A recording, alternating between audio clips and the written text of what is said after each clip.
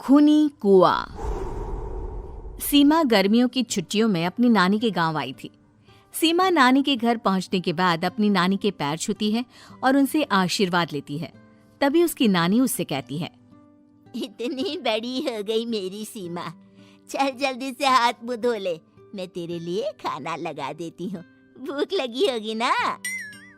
हाँ नानी, भूख तो लग रही है मुझे, आपके हाथ के बने हुए पीले दाल और चावल खाने की।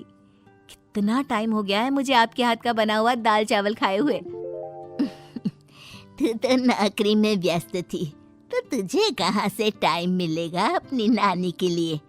और जब इतने टाइम बाद आई है तो ज्यादा टाइम के लिए रुक कर जाएगी तू। हाँ हाँ हाँ नानी, इस बार पूरे 2 महीने के लिए आई हूँ। सीमा की नानी अंदर जाकर उसके लिए खाना बनाने लगती है। सीमा कमरे में अकेली होती है, तभी उसे किसी औरत के रोने की आवाज सुनाई देती है। वो कभी खिड़की से बाहर झांकती है तो कभी दरवाजे से बाहर झांकती है। उसे समझ में नहीं आ रहा होता है कि आखिर रो कौन रहा है। तभी नानी खाना लेकर आ जाती है। वो अपनी नानी से कहती है, नानी, कोई औरत रो रही है क्या? मैं जब से यहाँ आई हूँ तब से मुझे यहाँ किसी औरत की रोने की आवाज आ रही है।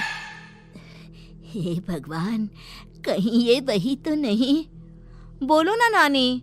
अरे कोई नहीं रो रहा, ये तेरे मन का वहम है। और तू ना अब खाना खा ले, ज्यादा यहाँ वहाँ की बातों में ध्यान मत दिया कर। जल्दी से खाना खा और फिर मेरे साथ आ जा मेरे कमरे में, दोनों बैठकर खूब सारी बातें करेंगे। ऐसे ही अगले दिन सीमा अपनी नानी के साथ गांव के बाजार जा रही होती है। उसी रास्ते में फिर से किसी औरत के रोने की आवाज आती है। वो अपनी नानी से कहती है, अरे नानी, क्या सच में तुम्हें अभी भी किसी औरत की रोने की आवाज नहीं सुनाई दे रही?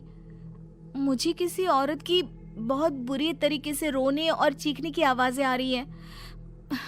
मैं बहुत परेशान हूँ नानी, आखिर ये कौन है? मुझे लगता है कि सीमा को शहर भेज देना चाहिए, यहाँ रहना उसके लिए ठीक नहीं। नानी बोलो ना, आप चुप क्यों हो जाते हो? सीमा, तू घर चल, मुझे तुझसे बहुत जरूरी बात करनी है। नानी सीमा को घर ले आती है और सीमा से कहती है, सीमा, कल सुबह तू शहर वापस चली जाएगी। अरे अचानक? आखिर क्या बात है नानी, आप मुझे ऐसे जाने को क्यों कह रही हो?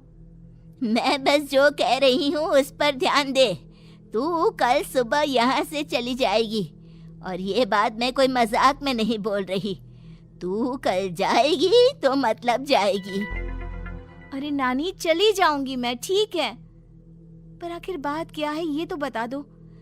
मम्मी से कोई बात हुई है या फिर मुझसे कोई गलती हुई है जो तुम मुझे अचानक से जाने के लिए बोल रही हो? देख सीमा, रात बहुत हो चुकी है और मुझे इस बारे में कोई बात नहीं करनी। चल, अब चल के मेरे साथ सो जा। सुबह की बस पकड़कर तुझे शहर भी तो जाना है। सीमा को अपनी नानी का ऐसा व्यवहार देखकर बहुत ही अजीब लगता है। उसे कुछ समझ में नहीं आ रहा होता है कि आखिर उसकी नानी उसे अचानक से गांव छोड़कर जाने के लिए क्यों कह रही है। ये सारी बातें सोचते सोचते सीमा की आंख लग जाती है और वो अपनी नानी के साथ सो जाती है। ऐसी ही आधी रात को सीमा को फिर से किसी औरत की रोने की आवाज सुनाई देती है। वो उस औरत की आवाज सुनकर बार बार करवटें बदल रही होती है और तभी उसे सपने में भी एक अजीब सी औरत की परछाई दिखाई देती है, जो इतना चीख चीख कर रो रही होती है कि सीमा डरकर उठ जाती है। वो पूरे पसीने पसीने हो रही होती है। वो अपने आसपास देखती है तो घर में बिल्कुल शांति का माहौल होता है। सीमा घबरा जाती है। वो अपनी नानी को जगाने की कोशिश करती है, मगर उसकी नानी नहीं जगती। सीमा को फिर से उस औरत की रोने की आवाज सुनाई देती है। आखिरकार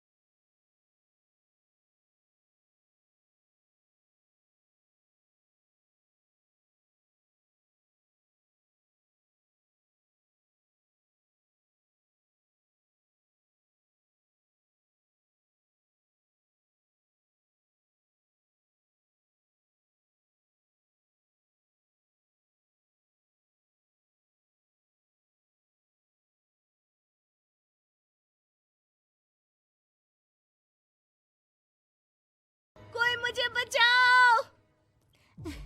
मेरी बच्ची, हम आ गए, हम तुझे बचा लेंगे। नानी, मुझे यहाँ बहुत डर लग रहा है। यहाँ इंसान की कटी हुई मुंडिया, हाथ, पैर और कंकाल है और खून भी है। नानी, मुझे डर लग रहा है। आप सब मेरी मदद कीजिए, नहीं तो ये खूनी कुआं मेरी बच्ची को भी खा जाएगा। अरे मुझे तो ये समझ में नहीं आ रहा कि आखिर इस खूनी कुएं को खोला किसने। सालों पहले इसको इतनी मुश्किलों के बाद तांत्रिक बाबा ने बंद किया था।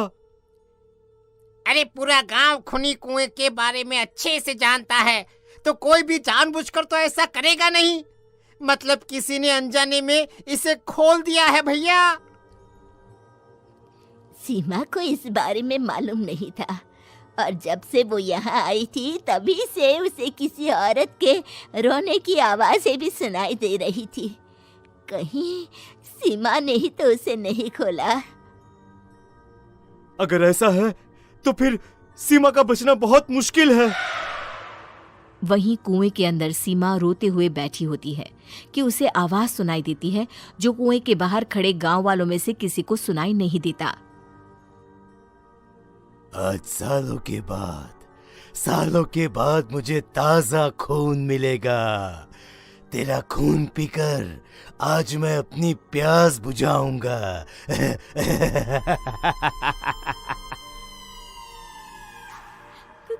कौन है? मत मारो प्लीज, मुझे जाने दो प्लीज। मैंने किसी का क्या बिगाड़ा है? वो तुझे मरने के बाद पता चल ही जाएगा। जितने में गांव वाले और सीमा की नानी कुछ सोच पाते, उतने में उन्हें सीमा के चिल्लाने की आवाज आती है और अगले ही पल सब शांत हो जाता है। क्या हुआ? सीमा, मेरी बेटी। माफ करना बहन, लेकिन अब सीमा वापस नहीं आएगी। हमें एक बार फिर से कुएं को बंद करना होगा। गांव वाले तभी तांत्रिक को बुला कर लाते हैं।